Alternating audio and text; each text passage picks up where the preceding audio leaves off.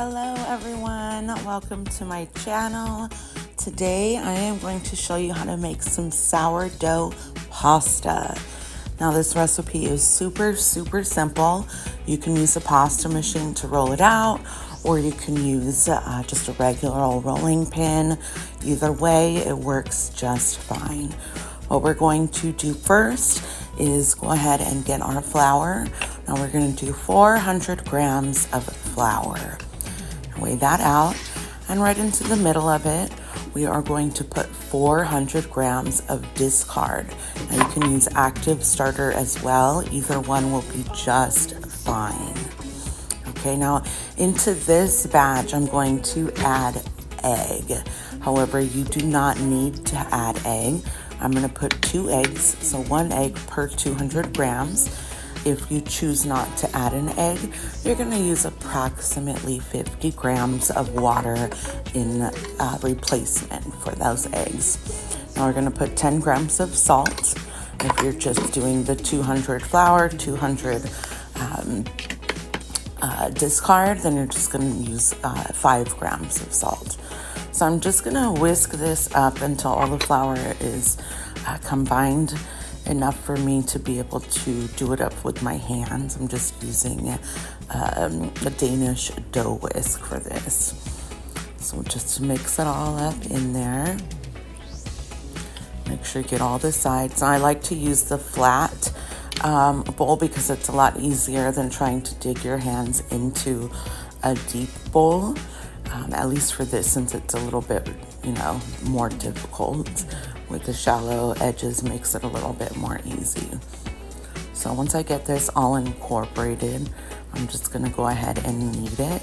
And we're going to knead for approximately 5 to 10 minutes until everything is super incorporated. Now you can use a mixing machine or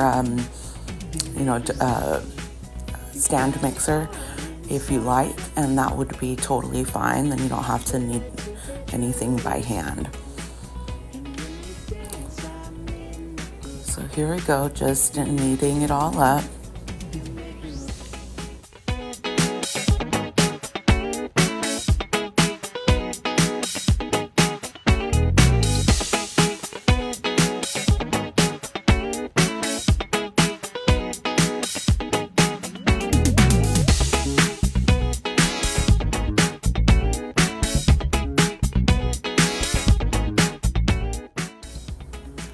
Once you've got all the flour off of your bowl, your casserole dish, just go ahead and start kneading it on the counter. It'll be easier. I'm showing you the elasticity, so it's not super elastic yet. You can see a lot of definition in the dough still. So I'm going to continue to knead it until it's a lot smoother. And when you notice that it gets a little bit sticky on your hands, that's when you're going to want to add just a touch of flour. And what I'll do is just add a tiny bit of flour onto my surface and then just kind of knead over it.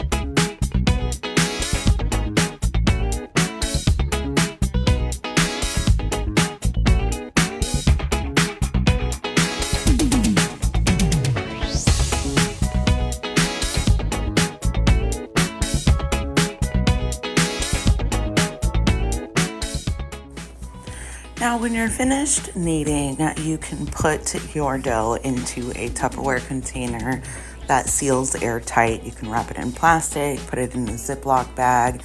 Whatever really is going to be the easiest for you is what you should go ahead and do. If you are using active starter, you can go ahead and set your dough in the refrigerator to make sure that it's super hydrated for a couple of hours. If your dough is not active, then you can go ahead and leave it on the counter for a few hours before you start to roll it out. Now what I'm doing here is just emptying out the rest of the discard that I have in my jar so that I can feed it for my next project. I don't really hardly leave anything in there. I just empty everything. You don't need a lot in order to feed it. So first I'll put my warm water in. Warm up to 105 degrees is totally fine. If it's too hot, you will kill the yeast in your starter.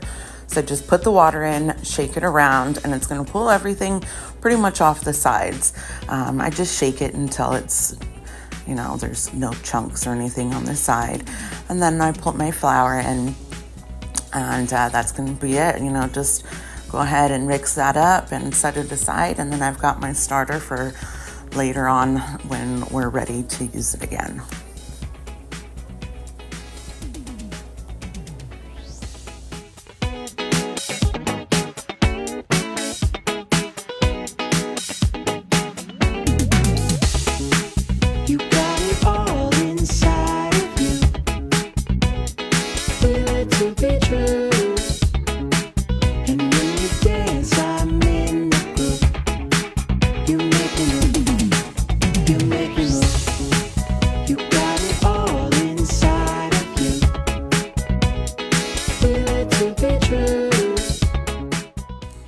Now when I'm mixing my starter, I typically do a 1-to-1 ratio. Sometimes it comes out a tad thick. Maybe I didn't measure all the way up to that gram, and just add a little tad bit of water to help mix it in. Now once your dough is ready, what I'm gonna do, I've got these ones already separated out. This is some of my pasta with no egg. That is ready to get rolled out. My daughter loves to do the rolling, so if you got some kids at home and a lot of stuff to do, then go ahead and get that rolling out onto them. Let them do it for you. Now, I use a jar with a little bit of, what is that called? A sprout screen. And I just put that on top of a jar, and it's really great for spitting out some of those, or dusting out some of the flour. Now, as you can see here, this piece was super thick and I think a little bit tad dry, and that's why the edges separated like that, which is no problem because all you have to do is push them back together like this, and we're just gonna run it back through the machine. No big deal at all. Because this one has less hydration than the egg one that you saw, I'm not adding too much flour. I just want enough flour so that it does not stick inside of the machine. You can also get yourself a pasta hanger to dry, or just lay it flat on like a silpat, so that way it can dry a little bit before you stick it in the freezer, or I'm sorry, the refrigerator to store it, or the freezer. You could do either or. Now what I'm doing here is I'm just thickening it, making it a little bit wider, so I fold it in half, and then that way I have somewhat of a wide sheet instead of a long thin one. There we go, and that's how it's going to be out there. And what I do usually also is run it through the same settings, starting with the 0. You got it all inside of you. Feel it to be true. And when you dance, I'm in the groove. You make me move. You make me move. You got it all inside of you. Feel it to be true.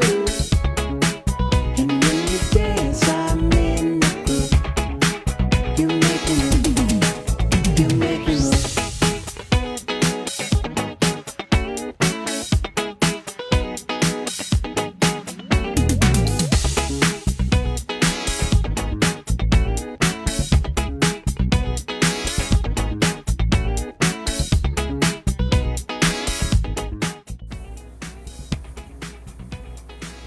Now we're not going to eat this pasta right away, so I'm going to go ahead and set up the drying rack so it can dry out a little. Now when you do dry your pasta, you don't want to cut it right away if your pasta has just been rolled out. It's a lot easier to cut it after it's dried for maybe about an hour, where it's still pliable but it's not crispy or crackly or cracking or whatever it is that we want to call it.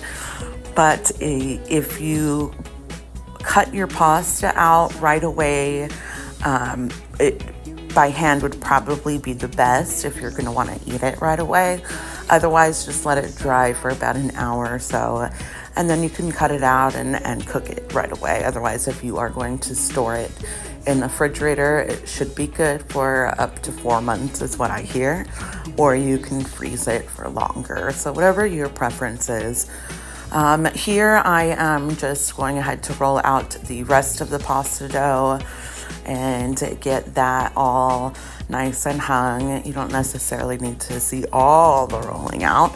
So I will go ahead and fast forward to it being dry for approximately an hour, and then I'm gonna go ahead and start cutting out the spaghetti and fettuccine shapes.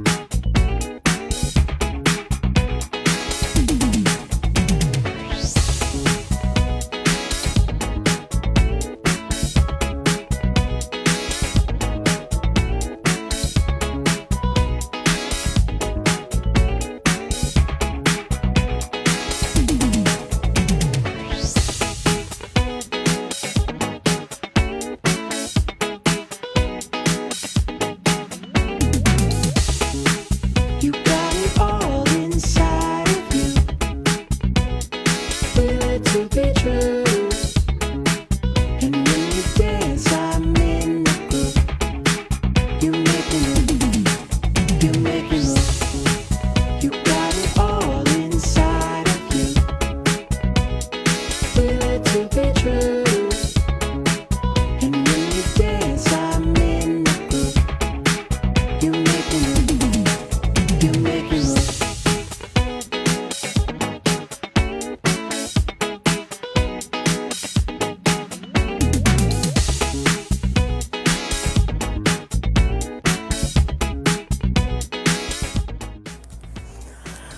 Once you have gotten all of your pastas rolled out, I am going to be storing these. So I did let them hang for a little bit longer so they can get drier and not stick to each other.